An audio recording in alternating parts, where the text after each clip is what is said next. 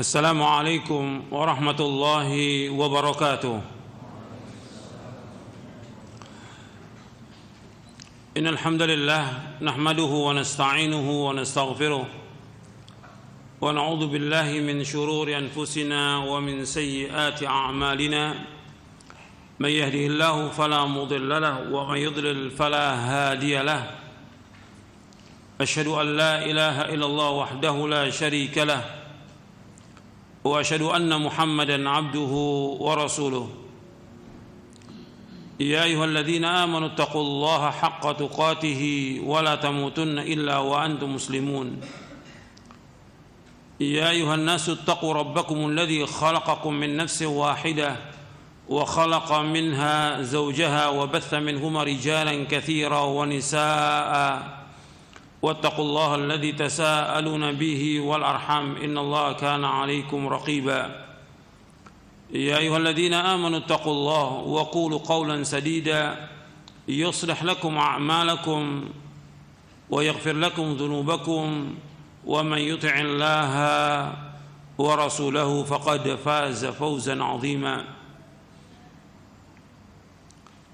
أما بعد فإن أصدق الحديث كتاب الله وخير الهدي هدي محمد صلى الله عليه وعلى آله وسلم وشر الأمور محدثاتها وكل محدثة بدعة وكل بدعة ضلالة وكل ضلالة في النار. أيها الإخوة أعزكم الله, kepada jamaah yang hadir yang mudah-mudahan dirahmati oleh Allah Ta'ala, dan kepada kaum muslimin pendengar Radio Roja dan pemirsa Roja TV yang mudah-mudahan dirahmati oleh Allah Ta'ala. Alhamdulillah, kita bersyukur kepada Allah Subhanahu wa Ta'ala atas segala nikmat yang Allah karuniakan kepada kita.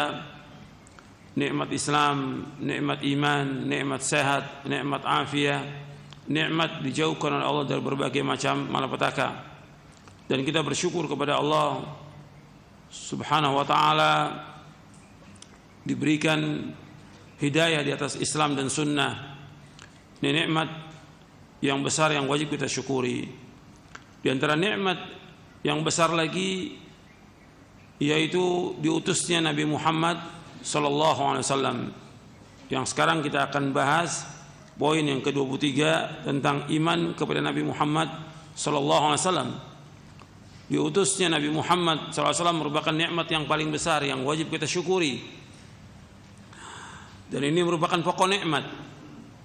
Kalau kita bicara tentang usulun ni'am, pokok-pokok nikmat, diutusnya Nabi Muhammad SAW termasuk usulun ni'am, pokoknya nikmat.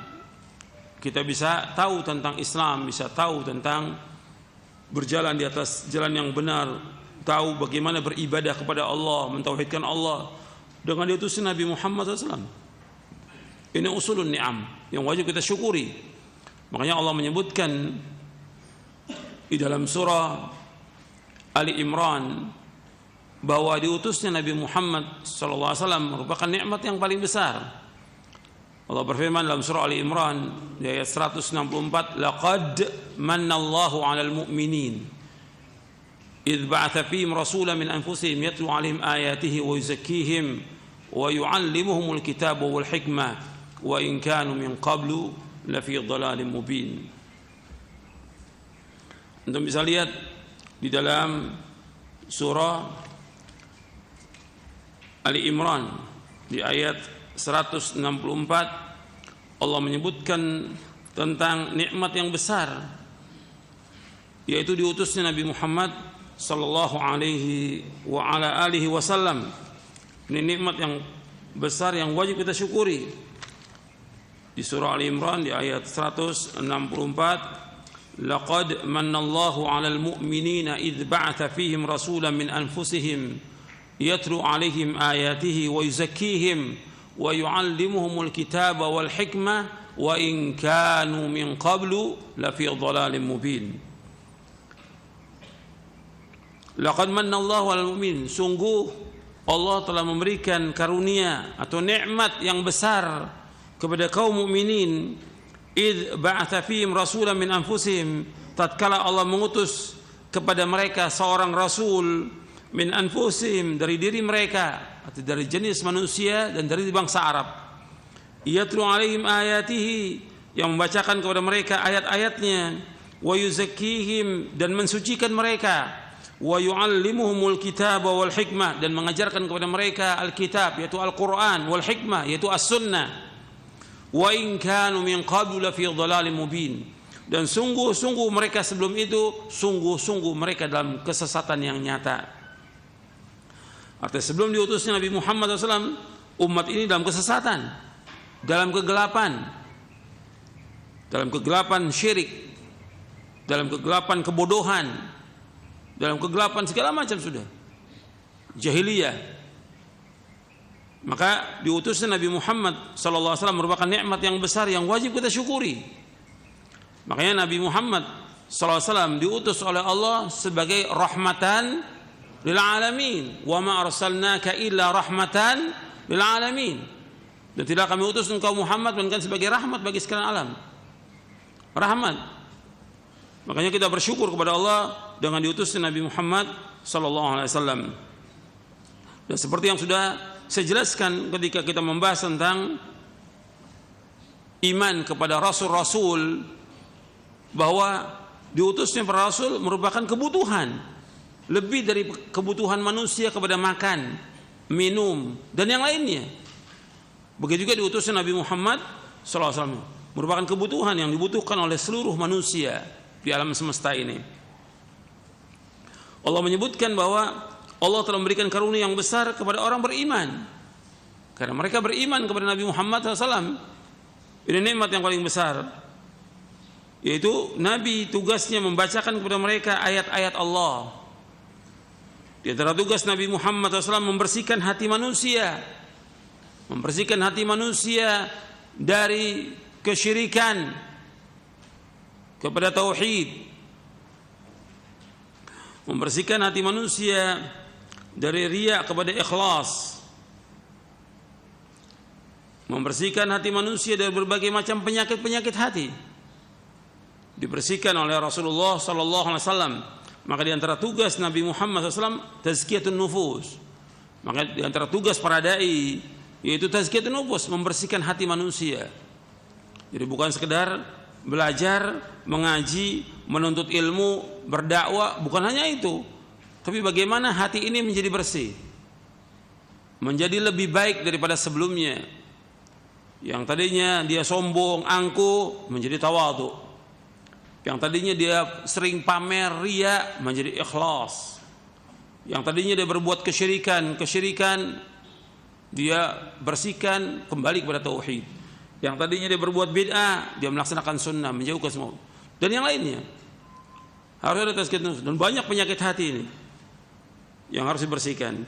Kemudian Nabi SAW mengajarkan kepada manusia Alkitab wal hikmah, yaitu Al-Quran dan As-Sunnah. Al-hikmah yaitu as-sunnah. Dan sungguh mereka sebelum itu berada dalam kesesatan yang nyata. Arti diutusnya Nabi Muhammad SAW ini nikmat yang paling besar, yang wajib kita syukuri.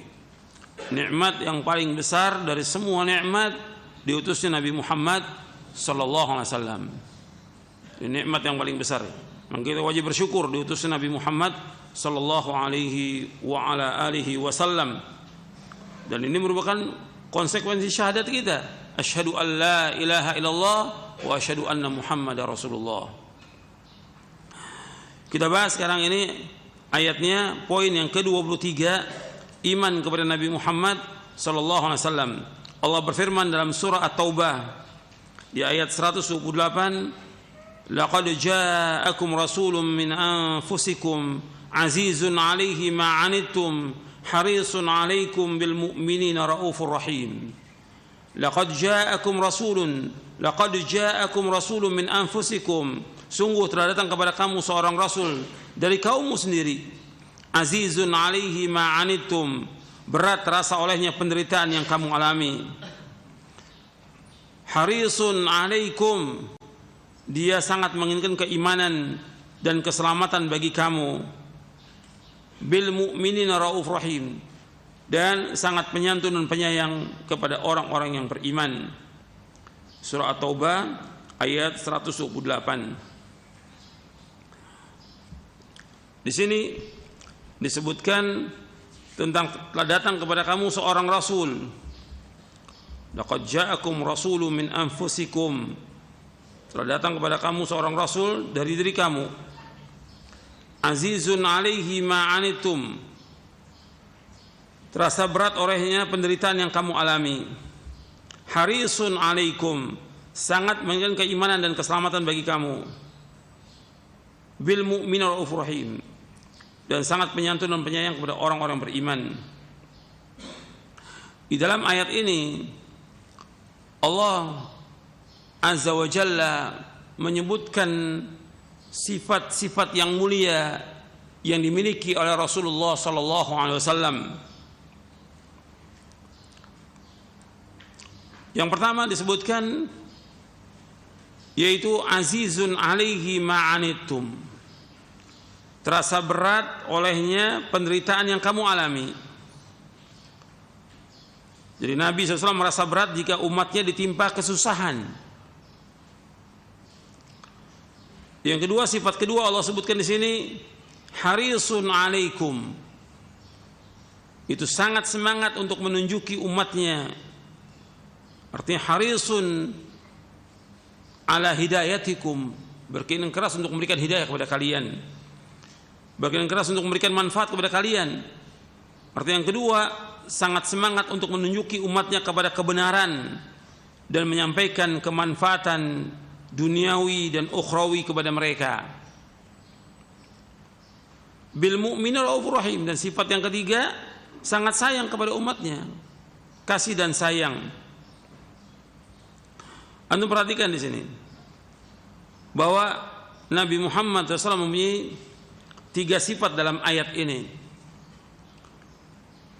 Jadi terasa berat bagi dia, terasa berat oleh beliau penderitaan yang kalian alami. Artinya Nabi Muhammad SAW tidak mau kalau umatnya ini berat dalam melaksanakan syariat agama ini. Di sini menunjukkan apa? Bahwa syariat agama Islam itu sangat mudah. Gak mungkin sulit, karena Nabi gak ingin umatnya mengalami kesulitan dalam beragama. Jadi seluruh syariat agama Islam semuanya mudah. Makanya Allah berfirman di tengah-tengah ayat puasa,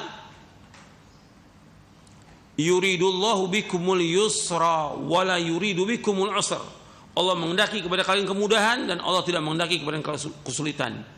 Jadi Allah menghendaki kemudahan. Makanya Nabi bersabda sallallahu alaihi wasallam dalam hadis yang sahih yang diriwayatkan oleh Imam Bukhari, inna hadzal dina yusrun. Sesungguhnya agama Islam ini agama yang mudah.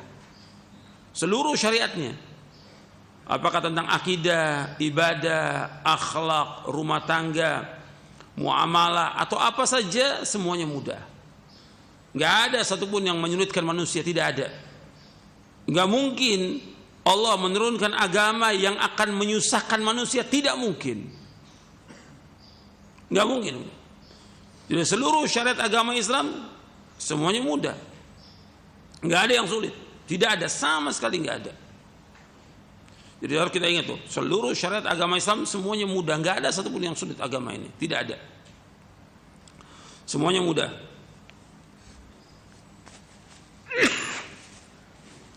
Dan Al-Quran Allah turunkan untuk memudahkan manusia. Makanya Allah berfirman dalam surah Toha, Toha ma anzalna alaikal Qur'ana litashqa. Kami tidak turunkan Al-Quran untuk menyusahkan kalian, jadi untuk memudahkan. Jadi seluruh syariat agama Islam ini semuanya mudah. Itu yang harus kita ingat itu. Dan harus diingat oleh seluruh manusia dan seluruh kaum muslimin bahwa agama Islam mudah, nggak ada yang sulit. Semuanya mudah. Kemudian yang kedua, sifat yang kedua, harisun alaikum, berkeinginan keras untuk menunjuki manusia. Jadi menginginkan apa? Keimanan dan keselamatan bagi kalian, bagi manusia ini. Jadi Nabi SAW itu berusaha bagaimana menunjuki manusia ke jalan yang lurus. Jadi Nabi ini sallallahu alaihi wasallam mengajak umatnya kepada kebenaran, mengajak umatnya kepada keselamatan, mengajak umatnya untuk menuju ke sorga. Nah, tugasnya para dai demikian. Harus semangat dia dalam memberikan hidayah kepada manusia, mengajak mereka kepada kebenaran, mengajak mereka kepada tauhid, melarang mereka dari syirik. Kemudian juga menjelaskan kepada mereka tentang hukum-hukum Allah kepada manusia ini, agar mereka tahu bagaimana berjalan di atas kebenaran ini, agar sampai kepada Allah Subhanahu wa taala. Jadi harus semangat, dan ini besar ganjarannya menunjuki manusia. Jadi seorang dai dia berusaha berdakwah itu agar manusia mendapatkan hidayah, bukan sekedar menyampaikan, bukan, tapi bagaimana dengan dia menyampaikan itu orang mendapatkan hidayah, orang mendapatkan ilmu yang bermanfaat, orang ini bisa mengamalkan ilmu itu, dan mereka berjalan di atas jalan keselamatan. Nabi SAW nggak pernah berhenti nih, semangat. Jadi nggak ada dakwah itu bermalas-malasan, nggak ada, semangat. Kemudian yang ketiga, Raufur Rahim, sangat kasih dan sayang kepada manusia. Antum perhatikan sifat sayangnya Nabi Muhammad SAW kepada umat ini. Nabi menjelaskan kepada umat ini bagaimana beribadah kepada Allah, bagaimana mentauhidkan Allah, menjauhkan segala macam perbuatan syirik. Itu bentuk sayang. Jadi justru kita ini mendakwakan dakwah tauhid, justru kita sayang kepada umat Islam.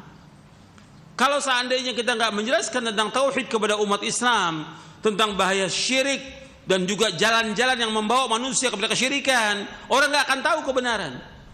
Orang nggak akan tahu bagaimana beribadah kepada Allah dengan benar.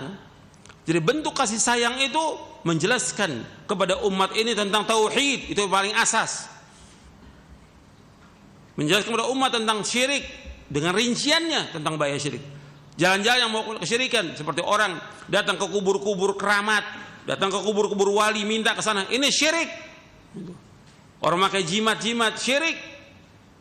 Jadi harus dijelaskan dengan rinci kepada umat Islam sehingga mereka tahu yang mana yang tauhid, yang mana yang syirik, yang mana yang sunnah, mana yang bid'ah, yang mana yang taat, yang mana yang mati. Inilah yang dakwah Nabi Muhammad SAW, yang Nabi dakwahkan sallallahu alaihi wasallam siang dan malam. Justru kita sayang kepada umat. Cuma dibalik oleh siapa? Oleh iblis, laknatullah alaihi. Kalau orang mendakwakan dakwah tauhid dibilang oleh iblis apa? Keras. Itu iblis yang bilang. Kemudian iblis mewahyukan kepada wali-walinya, namanya wali-wali setan, mengatakan bahwa dakwah yang mengajak manusia kepada tauhid dikatakan keras. Melarang orang berbuat syirik dikatakan keras. Justru ini dakwah yang benar, melarang orang berbuat syirik. Syirik, kezaliman yang paling zalim, kemungkaran yang paling mungkar, maksiat yang paling maksiat. Inna syirka la dzulmun adzim. Syirik itu kezaliman besar. Justru inilah dakwah yang didakwakan oleh para anbiya war rusul alaihi wassalatu wassalam. Semua nabi, semua rasul mendakwakan dakwah tauhid. Ini bentuk kasih sayang kita kepada umat. Tapi kalau tidak dijelaskan tentang tauhid, nggak dijelaskan tentang syirik dan tentang bahaya kesyirikan, orang nggak akan tahu selama-lamanya. Rugi kalau dia mati dalam keadaan syirik, dia berbuat syirik dan mati dalam keadaan berbuat syirik. Allah menyebutkan dalam surah Al-Maidah di ayat 72, innahu may yusyrik billahi faqad harramallahu alaihil jannah wa ma'wahu an-nar wa ma lidh-dhalimin min ansar. Sesungguhnya orang berbuat syirik diharamkan bagi mereka surga, haram surga, tempat tinggal neraka, dan mereka enggak dapat penolong sama sekali. Dan kalau orang berbuat syirik, seluruh amal solehnya hapus. Salatnya, puasanya, zakatnya, hajinya, umrohnya, sedekahnya, dan yang lain. Kalau dia berbuat syirik, akan hapus seluruh amalnya. Allah berfirman dalam surah Az-Zumar ayat 65, la in asyrakta la yahbatanna amaluka wa la takunanna minal khasirin. Seandainya kau berbuat syirik, akan hapus amal-amalmu dan kau termasuk orang yang merugi. Makanya justru kita sayang kepada umat, menjelaskan kepada umat ini. Makanya dalam Kitab Tauhid, nanti antum bisa lihat dalam Kitab Tauhid, di syarah Kitab Tauhid di bab yang ke-22 tentang himayatul Mustafa janaba tauhid. Artinya Rasulullah SAW menjaga, melindungi tauhid dan menutup setiap jalan yang menuju kepada kesyirikan. Ini bentuk kasih sayang Nabi. Beliau menjaga agama ini, yaitu melindungi manusia agar mereka mentauhidkan Allah dan menutup setiap jalan membawa kesyirikan. Jadi sifat-sifat yang dimiliki Rasulullah SAW terhadap umatnya menjadikan beliau memperingatkan umatnya dari kesyirikan, karena syirik merupakan dosa besar yang paling besar, dan juga menjelaskan kepada umat Islam jalan-jalan yang dapat mengantarkan manusia kepada kesyirikan. Artinya menjelaskan ini jalan-jalan yang mau kesyirikan, dijelaskan dan melarang mereka dengan keras dari hal-hal tersebut, dari hal yang mengantarkan kepada kesyirikan. Seperti apa jalan yang mengantarkan manusia kepada kesyirikan? Seperti mengagungkan kubur. Kubur-kubur diagungkan, dikeramatkan. Di Indonesia ini banyak kubur yang dikeramatkan, bukan satu, ribuan yang diagungkan oleh manusia. Yang orang berbondong-bondong datang ke sana minta sesuatu, ini perbuatan syirik. Kemudian juga bersikap gulu kepada kubur dan yang lainnya. Jadi semua jalan yang membawa kepada syirikan harus dilarang, nggak boleh kita biarkan. Ini bentuk kasih sayang. Jadi harus perhatikan tuh, ketika orang membaca ayat ini bahwa Nabi Muhammad SAW mempunyai sifat yang pertama apa? Yang pertama, terasa berat bagi dia, azizun alaihi ma'anitum. Berat apa yang terasa berat olehnya penderitaan yang kalian alami. Makanya Nabi mengajak manusia kepada agama Islam yang mudah ini. Seluruh syariat Islam semuanya mudah, nggak ada yang berat. Yang kedua, harisun alaikum, berkemauan keras memberikan hidayah kepada manusia. Kewajiban kita menyampaikan, berusaha terus siang dan malam mendakwakan kepada umat ini agar mereka mendapatkan hidayah. Yang paling pokok agar mereka ini memahami tentang Islam, dan asasnya agama Islam adalah tauhid. Kemudian yang ketiga, sifat Nabi SAW yaitu Raufur Rahim, sayang kepada kaum mukminin. Ya, bentuk sayangnya apa? Mendakwakan dakwah tauhid, menjelaskan tauhid dengan rinci, menjelaskan syirik dengan rinci. Rinci dijelaskan, dan jalan-jalan membawa kesyirikan. Kita lanjutkan. Muhammad Rasulullah SAW, beliau adalah Abul Qasim Muhammad bin Abdullah bin Abdul Muttalib bin Hashim bin Abdi Manaf bin Qusay bin Kilab bin Murrah bin Ka'ab bin Lu'ay bin Ghalib bin Fihr bin Malik bin Nadr bin Kinana bin Khuzaimah bin Mudrika bin Ilyas bin Mudar bin Nizar bin Ma'ad bin Adnan. Dan Adnan salah satu keturunan dari Nabi Allah Ismail bin Ibrahim Al-Khalil alaihi wassalatu wassalam. Beliau sallallahu alaihi wasallam adalah penutup para nabi dan rasul serta utusan Allah kepada seluruh manusia. Ya, Nabi Muhammad SAW diutus oleh Allah kepada seluruh manusia. Beliau adalah hamba yang tidak boleh disembah dan rasul yang tidak boleh didustakan. Beliau adalah sebaik-baik makhluk yang paling utama dan paling mulia di hadapan Allah Subhanahu wa taala. Derajatnya paling tinggi dan kedudukannya paling dekat kepada Allah Subhanahu wa taala. Jadi makhluk yang paling mulia dari seluruh makhluk adalah Nabi Muhammad sallallahu alaihi wa ala alihi wasallam. Yang paling mulia, paling utama, derajatnya paling tinggi, kedudukannya paling dekat kepada Allah, yaitu Nabi Muhammad sallallahu alaihi wasallam. Beliau sallallahu alaihi wasallam diutus kepada manusia dan jin dengan membawa kebenaran dan petunjuk, yang diutus oleh Allah sebagai rahmat bagi alam semesta. Allah berfirman dalam surah Al-Anbiya ayat 107, "Wa ma arsalnaka illa rahmatan lil alamin." Dan kami tidak mengutus engkau Muhammad melainkan untuk menjadi rahmat bagi seluruh alam semesta ini. Ya, Rasulullah diutus oleh Allah sebagai rahmatan alamin, rahmat bagi sekalian alam ini, rahmat bagi semuanya, baik untuk orang Islam maupun untuk orang kafir, baik untuk manusia maupun untuk binatang dan seluruh alam semesta. Maka disebutkan rahmatan lil alamin. Jadi diutusnya Nabi sebagai rahmatan lil alamin. Ini rahmat. Makanya Nabi disebutkan di dalam hadis merupakan Nabiur Rahmah. Ya, Nabi itu disebutkan Nabiur Rahmah. Arti Nabi, di antara nama Nabi Muhammad SAW disebutkan Ana Muhammadun wa Ahmadu wal Muqaffi wal Hashir wa Nabiur Rahmah. Nabi dikatakan Nabiur Rahmah, yang membawa rahmat.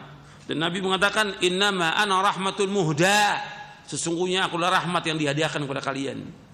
Rahmat. Jadi agama ini agama rahmat, yang kasih sayang. Ya, bentuk kasih sayangnya seperti yang dijelaskan, yaitu menegakkan dakwah apa? Tauhid. Ini bentuk kasih sayang. Menjauhkan segala macam perbuatan syirik, menjalankan sunnah, menjauhkan bid'ah, melaksanakan ketaatan dan menjauhkan maksiat. Ini rahmat.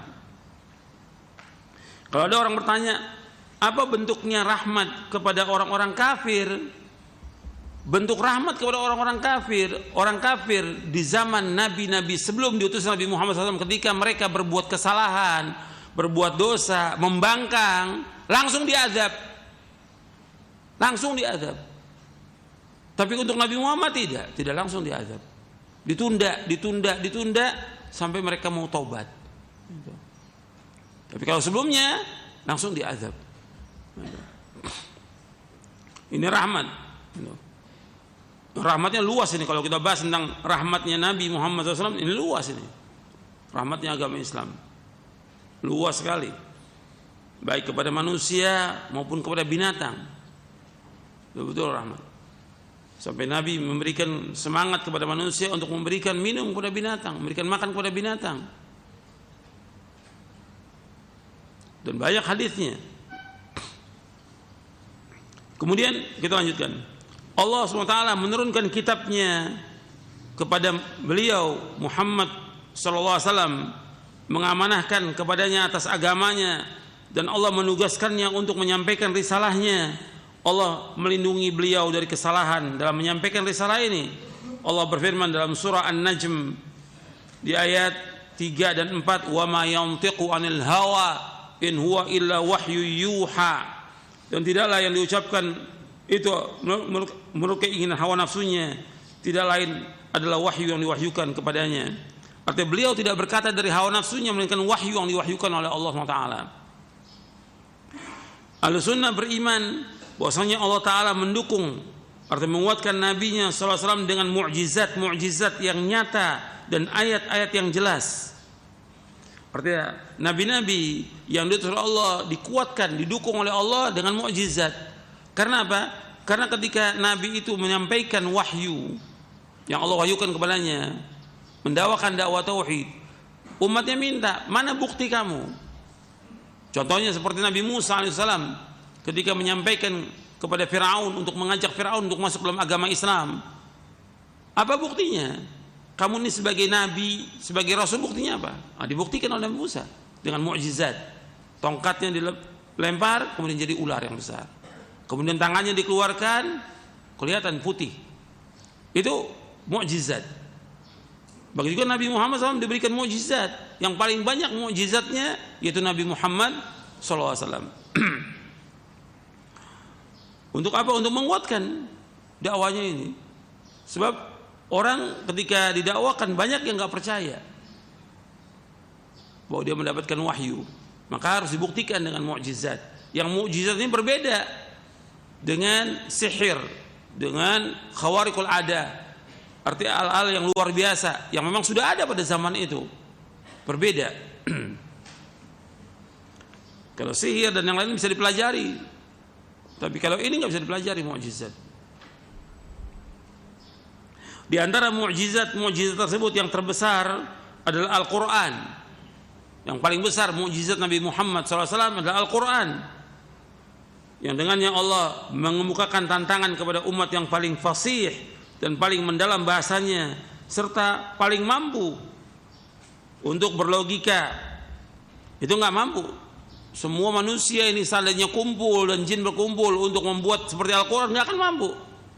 Seperti Allah sebutkan dalam surah Al-Isra di ayat 88, "Qul la in ijtama'atil insu wal jinnu ala ya'tu bimithli hadzal Qur'an la ya'tuna bimithli walau kana ba'dhum li ba'dhin dhahira." Katakanlah seandainya jin dan manusia berkumpul semuanya untuk membuat yang seperti Al-Quran, nggak akan bisa.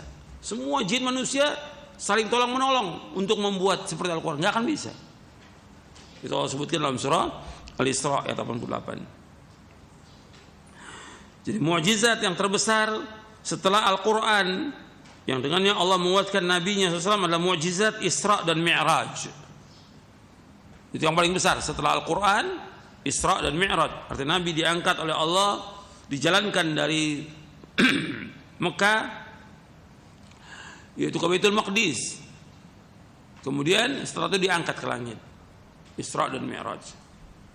Dan riwayatnya sahih. Hadis Isra dan Mi'raj ini riwayatnya sahih. Ini mukjizat yang besar. Di antara mukjizat beliau juga adalah terbelahnya bulan. Antara mukjizat Nabi Muhammad SAW adalah terbelahnya bulan. Dan ini ketika di Mekah, karena orang-orang Mekah tetap minta bukti. Kalau engkau sebagai Nabi buktikan, maka dibelah bulan. Dan Allah sebutkan dalam surah Al-Qamar, "Iqtarabatis sa'atu wan syaqqal qamar." Sudah dekat kiamat dan terbelah bulan. Terbelah dan dilihat semuanya. Waktu bulan purnama itu Nabi belah, dilihat oleh orang Mekah. Tapi tetap aja mereka enggak beriman. Jadi bulan itu terbelah. Mukjizat yang besar yang Allah berikan kepada Nabi Muhammad SAW sebagai bukti atas kenabiannya. Hal itu terjadi di Mekah ketika kaum musyrikin meminta suatu bukti dari beliau SAW. Kemudian juga di antara mukjizat beliau memperbanyak makanan. Dan ini terjadi lebih dari sekali. Air memancar dari jari-jarinya. Dari jari-jari tangan Nabi memancar air. Ini menunjukkan mukjizat. Makanan juga bertasbih ketika dimakan. Dan masih banyak lagi yang lain. Dan Nabi SAW, Nabi Muhammad SAW mengabarkan sebagian perkara yang gaib. Beliau mengabarkan tentang hal-hal yang terjadi yang jauh darinya segera setelah kejadiannya. Artinya beliau mengabarkan tentang hal yang terjadi yang jauh darinya segera setelah kejadiannya. Artinya sesuatu yang akan datang itu yang akan terjadi Nabi kabarkan dan kemudian terjadi. Apa aja Nabi kabarkan. Dan ini tentunya wahyu dari Allah SWT. Karena pada hakikatnya Nabi Muhammad SAW tidak tahu perkara yang gaib. Dan ini ada di buku ini pembahasannya tentang keyakinan Ahlussunnah. Yang keempat, bahwa Ahlussunnah berkeyakinan bahwa Rasulullah tidak mengetahui perkara yang gaib. Beliau pun SAW mengabarkan tentang perkara-perkara gaib yang belum terjadi, lalu terjadi setelah itu, sebagaimana yang beliau kabarkan dan lain-lainnya. Keyakinan Ahlussunnah wal Jamaah tentang Muhammad Rasulullah Sallallahu Alaihi Wasallam. Yang pertama, keumuman risalah Nabi Muhammad SAW. Ini keyakinan Ahlussunnah wal Jamaah tentang Nabi Muhammad Rasulullah Sallallahu Alaihi Wasallam. Yang pertama, keumuman risalah. Artinya Nabi Muhammad SAW diutus untuk semua manusia. Kalau nabi-nabi diutus untuk kaumnya. Setiap nabi diutus oleh Allah untuk kaumnya saja.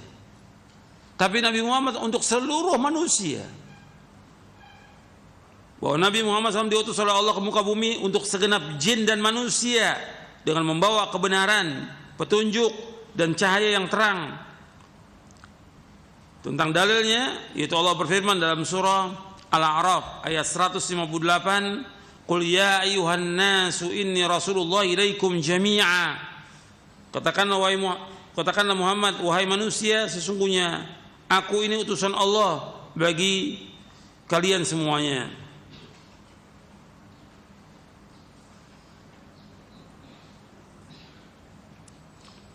Allah juga berfirman dalam surah Saba ayat 28, wa ma arsalnaka illa kafatan lin-nasi basyira wa nadhira walakinna aktsaran nasi la ya'lamun. Dan kami tidak mengutus engkau Muhammad melainkan kepada semua umat manusia sebagai pembawa berita gembira dan sebagai pemberi peringatan, tetapi kebanyakan manusia tidak mengetahui. Ya, tidak kami utus engkau Muhammad melainkan untuk seluruh manusia, ya semua manusia, sebagai pemberi kabar gembira dan mengancam, tetapi kebanyakan manusia tidak mengetahui. Kemudian juga Rasulullah SAW bersabda, "U'titu khamsan lam yu'tahunna ahadun qabli, nusirtu birru'bi masirata syahrin, wa ju'inat lil ardu masjidan wa tahura, fa ayyuma rajulin min ummati adrakathu as-salah falyusalli, wa uhillat lil ghanaimu wa lam tahilla li ahadin qabli, wa u'titu asy-syafa'ata wa kana an-nabiyyu yub'atsu ila qaumi khassatan wa bu'ithu ila an-nasi 'ammatan." Rasulullah SAW bersabda, aku dianugerahi 5 perkara yang tidak pernah diberikan kepada seorang pun dari rasul-rasul sebelumku. Yang pertama, nusirtu birru'bi masirata syahrin. Aku diberikan pertolongan dengan takutnya musuh mendekati aku dari jarak sebulan perjalanan. Kemudian yang kedua, wa ju'ilat lil ardu masjidan wa tahura, fa ayyuma rajulin min ummati adrakatu shalah falyusalli. Yang kedua, dijadikan bumi bagiku sebagai tempat sholat dan bersuci, itu untuk tayamum. Maka siapa saja dari umatku yang mendapati waktu sholat, maka hendaklah ia sholat. Yang ketiga, wa uhillat lil ghanaimu wa lam tahilla li ahadin qabli. Dihalalkan rampasan perang bagiku dan tidak dihalalkan kepada seorang nabi pun sebelumku. Yang keempat, wa utitu syafa'ah, dan aku diberikan kekuasaan memberikan syafaat dengan izin Allah. Dan yang kelima, wa kana an-nabiyyu yub'atsu ila qaumi khassatan wa bu'ithu ila nasi 'ammatan.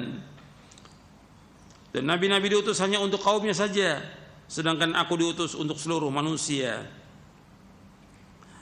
Hadis ini sahih diriwayatkan oleh Imam Bukhari dan Muslim dari sahabat Jabir bin Abdullah Al-Ansari radhiyallahu anhuma. Di sini disebutkan oleh Nabi Muhammad SAW, aku diberikan 5 perkara yang tidak diberikan oleh nabi-nabi sebelumku. Yang pertama, yaitu diberikan pertolongan dengan takutnya musuh sejauh perjalanan 1 bulan. Artinya, kenapa disebutkan 1 bulan? Karena di zaman itu, karena mengenai kendaraan onta antara satu negeri dengan negeri yang lain, perjalanan kurang lebih 1 bulan. Artinya Nabi baru siap-siap saja musuh sudah takut. Karena perjalanan 1 bulan, Nabi baru siap-siap musuh sudah takut. Yang kedua, bumi ini jadikan sebagai tempat sholat dan bersuci. Sedangkan nabi-nabi sebelumnya tidak bisa. Mereka harus sholat di tempat sholat. Kalau ini kita boleh di mana aja di perjalanan, di padang pasir. Orang perjalanan waktunya sholat, ya sholat di padang pasir. Nggak ada air, ya tayamum. Kalau nabi-nabi sebelumnya nggak boleh, harus sholat di tempat sholatnya. Kalau ini boleh. Kemudian juga dibolehkan untuk tayamum kalau tidak ada air. Yang ketiga, dihalalkan rampasan perang, sedangkan nabi-nabi sebelumnya enggak halal. Artinya nabi-nabi sebelum Nabi Muhammad SAW kalau berperang, itu rampasan perangnya diletakkan di tanah lapang, kemudian dimakan oleh api. Tidak halal mereka ngambil. Tapi untuk Nabi Muhammad SAW dan umatnya dihalalkan. Yang keempat, Nabi diberikan syafaat, itu syafaatul uzma, syafaat yang besar nanti di hari kiamat yang diberikan oleh Allah kepada Nabi Muhammad SAW. Kemudian yang kelima, kalau nabi-nabi diutus untuk kaumnya saja, untuk sukunya saja atau kaumnya saja, sedangkan Nabi Muhammad diutus untuk seluruh manusia. Selanjutnya, mereka Ahlussunnah mengimani dan meyakini bahwasanya beliau sallallahu alaihi wasallam adalah hamba Allah dan utusannya. Ahlussunnah menyaksikan dan meyakini bahwa Nabi Muhammad SAW adalah Rasul yang paling mulia dan penghulu seluruh makhluk. Sayyidul Anbiya wal Mursalin. Sayyidul Anbiya wal Mursalin. Dan Sayyidul Khalqi Ajma'in. penghulunya seluruh makhluk, Nabi Muhammad sallallahu alaihi wasallam. Beliau sallallahu alaihi wasallam adalah hamba Allah dan utusannya. Dua sifat ini hamba dan utusan untuk menolak adanya sifat gulu, melampaui batas dan tafrid menalihkan hak beliau. Maka disebutkan Rasulullah hamba Allah dan Rasulnya, abduhu wa rasuluh. Disebutkan hamba menunjukkan bahwa beliau sebagai manusia nggak boleh disembah. Disebutkan Rasul, beliau wajib untuk diikuti, wajib kita untuk taat kepada beliau, nggak boleh kita menyanyiakan perintahnya beliau. Yang kedua tentang keyakinan Ahlussunnah wal Jamaah terhadap Nabi Muhammad SAW, yaitu mencintai beliau, mencintai Rasulullah SAW. Ini wajib dan termasuk bagian daripada iman. Rasulullah bersabda, la yu'minu ahadukum hatta akuna ahabba ilaihi min walidihi wa waladihi wan nasi ajmain. Tidak beriman seorang dari kamu sehingga aku lebih dicintai daripada dia mencintai bapaknya, anaknya dan seluruh manusia. Jadi aku lebih dicintai daripada dia mencintai bapaknya, anaknya dan seluruh manusia. Hadis ini sahih dari Bukhari, Muslim, Ahmad dan Nasai dari sahabat Anas bin Malik.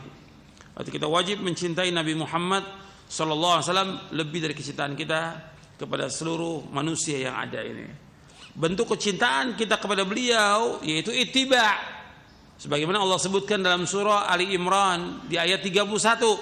Qul in kuntum tuhibbunallaha fattabi'uni yuhibbukumullah wa yaghfir lakum dzunubakum wallahu ghafurur rahim. Katakanlah seandainya engkau cinta kepada Allah, ikuti aku, ikuti Nabi Muhammad SAW. Ikuti Nabi Muhammad SAW. Niscaya Allah akan mencintai kamu dan Allah akan mengampuni dosa-dosa kamu dan Allah Maha Pengampun dan Penyayang. Jadi umat Islam ini wajib untuk ittiba kepada Rasulullah SAW. Itu perhatikanlah. Kita wajib untuk mencintai Nabi.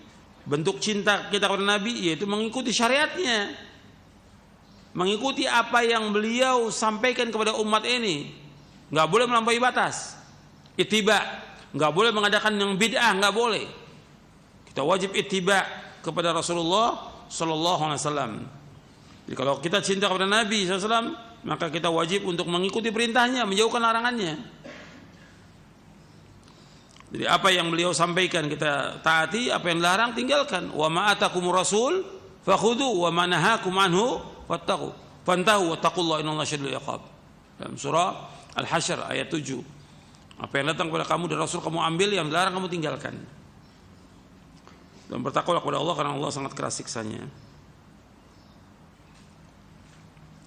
Kemudian yang ketiga, bahwa Ahlussunnah menyaksikan bahwa dan meyakini bahwa Nabi Muhammad adalah penutup para nabi. Ini untuk poin yang kedua, nanti kita akan bahas di poin selanjutnya. Yaitu poin ke-24 nanti. Tentang poin yang kedua ini kita akan bahas nanti di poin yang ke-24. Yang ketiga, Ahlussunnah menyaksikan dan meyakini bahwa Nabi Muhammad SAW adalah penutup para nabi. Penutup para nabi. Jadi setiap orang yang mendakwakan adanya nabi sesudah Nabi Muhammad, setiap orang yang mendakwakan adanya kenabian sesudah Nabi Muhammad SAW, maka dakwah itulah sesat dan kufur. Orangnya kafir. Kalau orang mengaku jadi nabi sesudah Nabi Muhammad, maka dia kafir, keluar dari agama Islam ini. Karena Nabi Muhammad SAW penutup para nabi. Allah berfirman dalam surah Al-Ahzab ayat 40, "Maka Muhammadun aba ahadim min rijalikum walakin Rasulullah wa khataman nabiyyin wa kana Allah bikulli syai'in alima." Muhammad itu bukanlah bapak dari seorang di antara kamu, tetapi dia adalah utusan Allah dan penutup para nabi. Dan Allah Maha mengetahui segala sesuatu. Jadi Nabi Muhammad SAW dikatakan oleh Allah yaitu Rasulullah wa khataman nabiyyin, penutup para nabi. Dan Nabi sudah mengabarkan nanti akan ada orang-orang yang mengaku sebagai nabi, ada. Nabi sudah menyebutkan. Nabi bersabda SAW, wa innahu sayakunu fi ummati kadzdzabuna 30.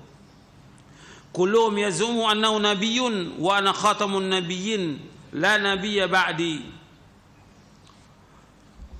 Kata Nabi SAW, dan sungguhnya aku akan muncul pada umatku pendusta yang jumlahnya 30 orang. Mereka semua mengaku sebagai nabi sedangkan aku adalah penutup para nabi dan tidak ada nabi sepeninggalku. Hadis ini sahih, diriwayatkan oleh Imam Ahmad, Abu Daud, Ibnu Majah dari sahabat Thauban radhiyallahu anhu. Ya, Nabi sudah menyebutkan nanti yang ngaku jadi nabi ini 30 orang. Yang pertama kali Musailamah Al-Kadzdzab. Itu Nabi SAW masih hidup. Dia sudah ngaku Musailamah ini bahwa dia sebagai nabi. Bahkan kirim utusan lagi kepada Nabi Muhammad SAW. Kirim utusan supaya Nabi beriman kepada Musailamah Al-Kadzdzab. Sampai Nabi mengatakan kepada utusannya, kalau seandainya utusan boleh dibunuh, aku bunuh engkau. Kalau utusan boleh dibunuh, aku bunuh engkau ini. Cuma utusan enggak boleh dibunuh. Utusan orang kafir kepada kita, kaum muslimin, enggak boleh dibunuh. Musailamah Al-Kadzdzab kemudian terakhirnya dibunuh pada khilafahnya Abu Bakar As-Siddiq radhiyallahu anhu. Diperangi, dan ini sempat perang karena dia punya pengikut. Untuk menunjukkan bahwa pendusta atau setan tetap aja ada pengikutnya. Orang penjahat, perusak, penyesat umat tetap aja ada pengikutnya. Musailamah ada pengikutnya.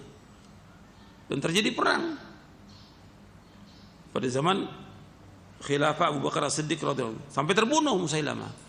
Terbunuh. Dan juga pengikutnya dibunuh. Wajib dibunuh. Artinya orang yang ngaku jadi nabi itu, yang pertama dia kafir, yang kedua wajib untuk dibunuh dia.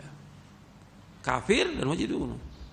Karena utusannya aja, Nabi katakan kalau boleh utusan bunuh, aku bunuh engkau. Jadi orang yang ngaku jadi nabi itu, pertama dia kafir, yang kedua dibunuh. Yang membunuh siapa? Ulul amri yang membunuh. Ulul amri. Kemudian selanjutnya tentang nama-nama Nabi Muhammad sallallahu alaihi wasallam, bahwa Nabi ini punya 5 nama. Kenapa dibawakan di sini tentang nama? Karena di sini ada kalimat wa anal aqibu laisa ba'di nabiyyun. Akulah aqib, enggak ada nabi. Kita dibahas tentang yang ketiga, bahwa Nabi Muhammad SAW adalah penutup para nabi.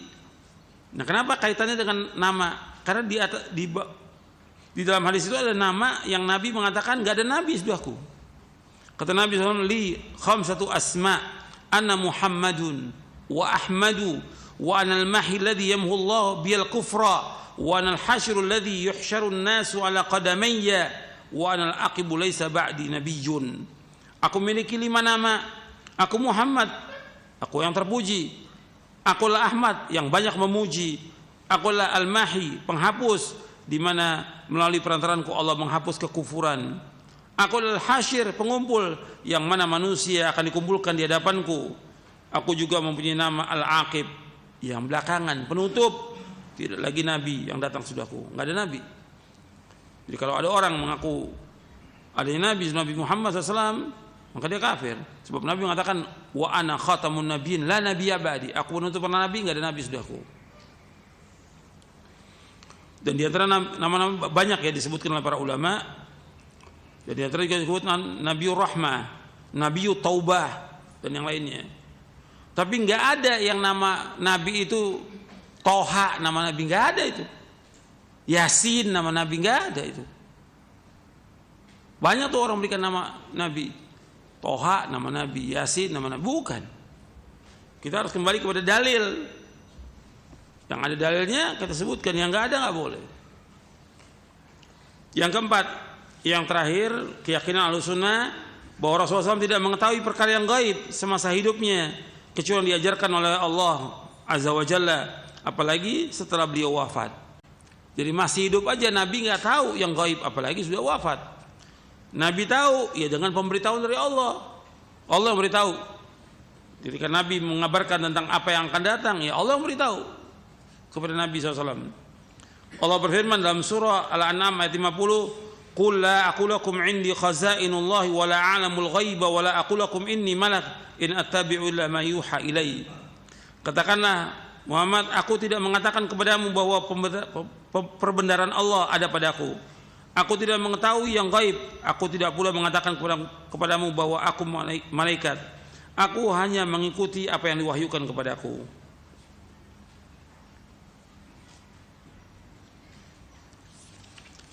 Tentang hadis yang tadi bahwa aku mempunyai 5 nama itu, hadisnya sahih dari Imam Bukhari, Muslim, Tirmidzi dari sahabat Jubair bin Mut'im. Kemudian di antara lagi tentang Nabi tidak mengetahui masalah yang gaib. Allah berfirman dalam surah An-Naml surah 27 ayat 65, "Qul la ya'lamu man fis samawati wal ardil ghaiba illallah wa ma yash'uruna ayyana yub'atsun." Katakanlah Muhammad, tidak ada satu pun di langit dan di bumi yang mengetahui perkara yang gaib kecuali Allah, dan mereka tidak mengetahui kapan mereka akan dibangkitkan. Jadi ayat ini dipakai oleh para ulama, enggak ada seorang pun yang tahu yang gaib kecuali Allah.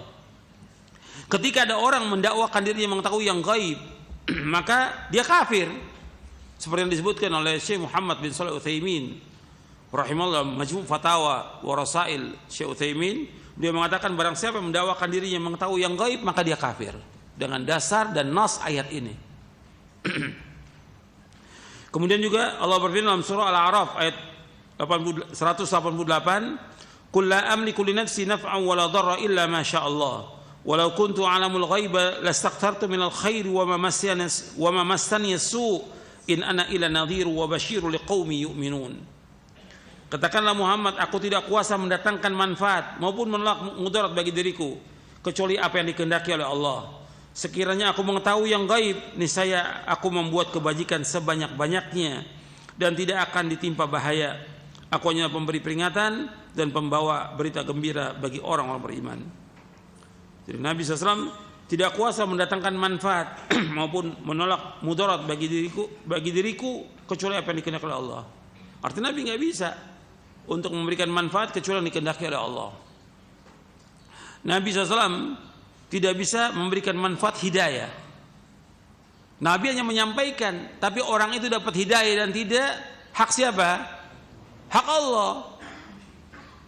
Nabi hanya mampu memberikan hidayatul bayan wal irsyad, penjelasan dan bimbingan. Tapi orang itu dapat hidayah, hidayah itu taufik di tangan Allah. Hidayah taufik di tangan Allah. Seperti para dai hanya mampu menyampaikan bimbingan, nasihat, tapi orang itu dapat hidayah atau tidak, ya Allah yang memberikan hidayah, hidayah taufik. Makanya Nabi SAW nggak bisa memberikan pamannya Abu Thalib untuk masuk dalam agama Islam. Padahal Nabi sudah sampaikan. Dan paling baik dakwanya Nabi dari semua manusia, tapi tetap hidayah di tangan Allah SWT. Nabi nggak bisa juga menolak bahaya. Buktinya waktu perang Uhud, gigi Nabi tanggal. Kemudian kepala Nabi luka parah. Dan masih banyak lagi yang lain, luka-luka yang lainnya. Nabi nggak bisa nolak bahaya. Jadi menunjukkan apa? Bahwa Nabi nggak punya ilmu kebal, nggak ada itu ilmu kebal. Dan Nabi SAW ketika akan perang tetap sebagai manusia pakai baju besi, tetap pakai penjagaan, nggak nekat. Tapi tetap Nabi nggak bisa menolak bahaya kecuali yang dikehendaki oleh Allah. Kalau aku tahu yang gaib, aku sudah mengumpulkan kebaikan yang sangat banyak, aku nggak akan disentuh oleh kejelekan. Aku hanya penyampai, pengancam dan pemberi kabar gembira bagi orang beriman. Ya, sampai di situ kajian kita. Wassallallahu Nabi Muhammadin sallallahu alaihi wasallam, mudah-mudahan bermanfaat untuk saya dan kaum sekalian. Wassallallahu Nabi Muhammadin wa ala sahbihi ajma'in. Baik, terima kasih kami ucapkan untuk Al Ustadz. Jazakumullahu khairan materi bahasan yang telah disampaikan di pagi hari ini. Semoga Allah Subhanahu wa taala memberikan taufik bagi kita untuk bisa memahami penjelasan materi bahasan yang Ustadz sampaikan. Ikhwatal Islam, untuk selanjutnya kita memasuki sesi interaktif. Silakan. Assalamualaikum warahmatullahi wabarakatuh. Waalaikumsalam warahmatullahi wabarakatuh. Silakan Bapak, dengan siapa dari mana? Silakan pertanyaannya. Pak Rasid, Pak, di Jakarta Pusat. Silakan Bapak. Barakallahu fiik. Begini Pak Ustadz, terkait dengan pemberian syafaat. Tadi dikatakan bahwa Nabi itu bisa memberikan syafaat kepada umatnya atas izin Allah. Nah, pertanyaan saya, ketika teman yang soleh itu bisa juga memberikan syafaat, ini bagaimana ini Pak Ustadz? Apakah atas izin Nabi, atas izin Allah, atau bagaimana mekanisme teman soleh yang memberi syafaat? Iya. Terima kasih. Assalamualaikum warahmatullahi wabarakatuh. Waalaikumsalam warahmatullahi wabarakatuh. Terima kasih kembali Bapak Rashid di Jakarta. Silakan Ustaz. Iya, berkaitan dengan masalah syafaat, bahwa Nabi Muhammad SAW diberikan oleh Allah syafaat. Yang pertama syafaatul uzma, arti syafaat yang besar yang nanti Allah akan berikan ketika para nabi semuanya menolak karena mereka merasa berbuat dosa. Kemudian Nabi diberikan izin oleh Allah untuk memberikan syafaat agar segera diselesaikan urusan manusia di padang mahsyar ini. Itu namanya syafaatul uzma. Kemudian Nabi juga memberikan syafaat kepada orang-orang yang mestinya dia masuk neraka agar tidak masuk neraka, atau orang yang sudah masuk neraka agar keluar dari neraka, dan berapa syafaat lagi yang lainnya. Kemudian orang-orang beriman juga demikian, bisa memberikan syafaat kalau dia ahli tauhid. Syaratnya tauhid, syaratnya orang itu bertauhid kepada Allah. Kalau dia tidak bertauhid, berbuat syirik, nggak dapat syafaat. Jadi ketika ditanya oleh Abu Hurairah, ya Rasulullah, siapakah orang yang paling bahagia dengan syafaat pada kiamat?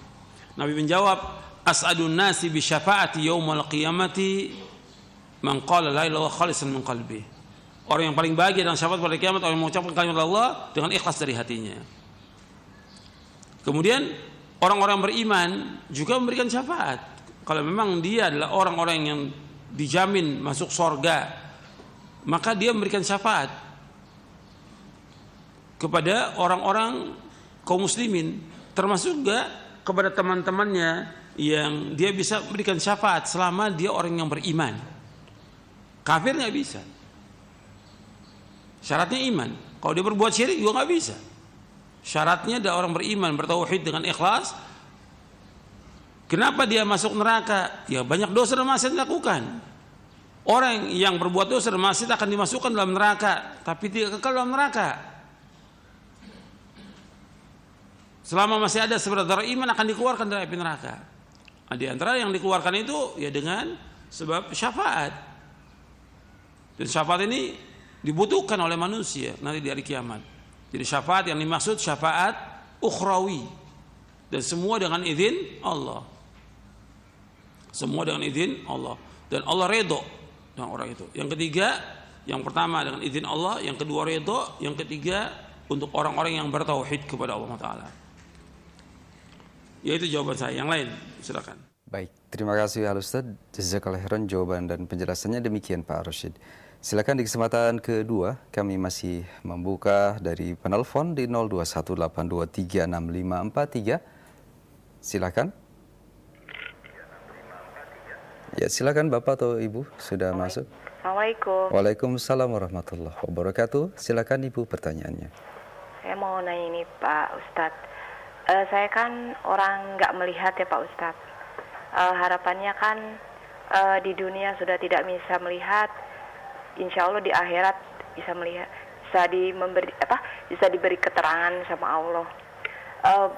Insya Allah alhamdulillah saya udah mengutamakan tauhid. Yang pertanyaan yang saya mau tanyakan, bagaimana kondisi saya seperti ini? Pertama tidak melihat, kedua keterbatasan ilmu. Kalau ada keluarga atau kerabat dekat itu melakukan kesyirikan, kehidupannya sehari-harinya tuh melakukan kesyirikan. Saya mau memberi nasihat sama mereka tuh ya dengan keterbatasan ilmu dan kondisi saya tidak melihat, Ustaz. Bagaimana untuk menyikapi orang-orang seperti itu Pak Ustadz? Jazakallahu khairan. Assalamualaikum. Waalaikumsalam warahmatullahi wabarakatuh. Terima kasih Ibu. Silahkan Ustaz. Kepada Ibu yang nanya tadi, kewajiban kita adalah kita mengetahui tentang agama ini dengan keterbatasan yang Ibu sampaikan tadi. Ibu bersyukur kepada Allah diberikan hidayah di atas Islam, diberikan hidayah di atas sunnah. Bersyukur kepada Allah Ta'ala. Dan itu kewajiban kita bagaimana melaksanakan dengan sebaik-baiknya. Adapun berkaitan dengan orang lain, kaitan dengan orang lain itu bukan kewajiban Ibu. Artinya bukan kewajiban. Artinya kita berusaha bagaimana menjaga diri kita dulu. Kalau memang kita punya keluarga, orang tua atau suami atau anak, maka kewajiban kita mendakwakan kepada keluarga. Karena Allah berfirman dalam surah At-Tahrim di ayat 6, ya ayyuhalladzina amanu qu anfusakum wa ahlikum nar. Wahai orang beriman, jagalah diri kamu dan keluarga kamu dari api neraka. Jadi ibu harus sabar dengan kondisi ibu seperti itu, nggak bisa melihat, sabar. Dan banyak riwayat yang menyebutkan tentang orang yang dia tidak melihat akan diberikan ganjaran dengan sorga. Ada beberapa hadis Nabi SAW. Ada orang yang Allah uji dengan kedua matanya tidak melihat, maka Allah jamin dia dengan sorga selama dia redho dan dia sabar. Redho dan sabar. Jadi ibu ini harus lihat, banyak para ulama terdahulu juga yang buta, nggak melihat. Bahkan mufti-mufti di Saudi kalau kita lihat, artinya ketua Dewan Fatwa di Saudi Arabia, rata-rata mereka buta. Sampai hari ini. Jadi harus sabar dengan kondisi ibu yang seperti itu, harus sabar dan redho. Nabi menyebutkan barang siapa yang diuji oleh Allah dengan kedua matanya, dia tidak melihat dan dia sabar, maka jaminannya adalah surga. Jadi ibu berusaha dengan belajar dengan apa yang bisa ibu. Ibu bisa mendengar radio Roja, ibu bisa mendengar dari yang lainnya. Ini kenikmatan dengan pendengaran yang bisa ibu dengar itu. Kemudian berusaha untuk mengamalkan dengan kemampuan yang kita mampu untuk melaksanakannya. Adapun berkaitan dengan orang lain, tadi sudah saya jelaskan, itu bukan kewajiban kita. Kita hanya bisa mengingatkan, tapi bagaimana kita menjaga diri kita agar kita selamat dunia dan akhirat. Adapun orang-orang yang buta di hari kiamat, dia akan melihat selama dia beriman, diberikan cahaya. Berbeda dengan orang-orang yang melihat di dunia ini, yang dia melihat tapi dia tidak tahu tentang agama. Allah jadikan mereka buta di hari kiamat nanti.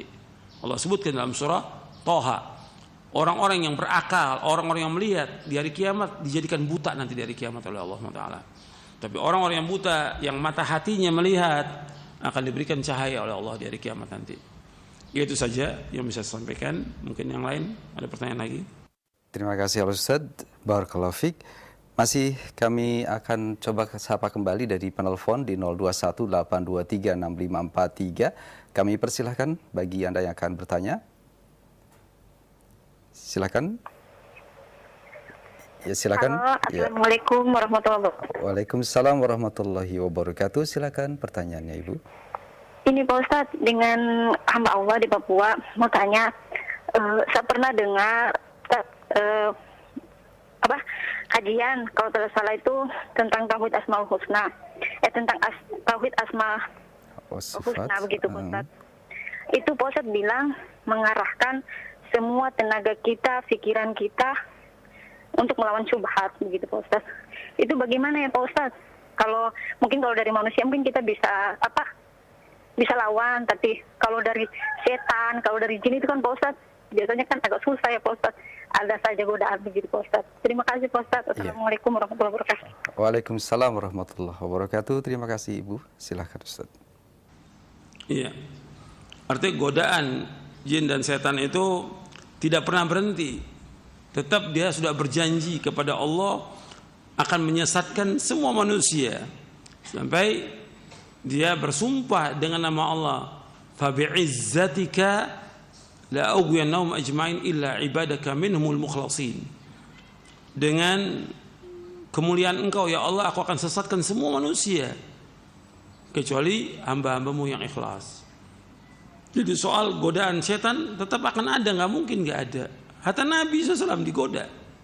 Hatta lagi sholat Nabi SAW digoda oleh setan. Sampai Nabi cekek setan itu. Air liurnya dingin sekali.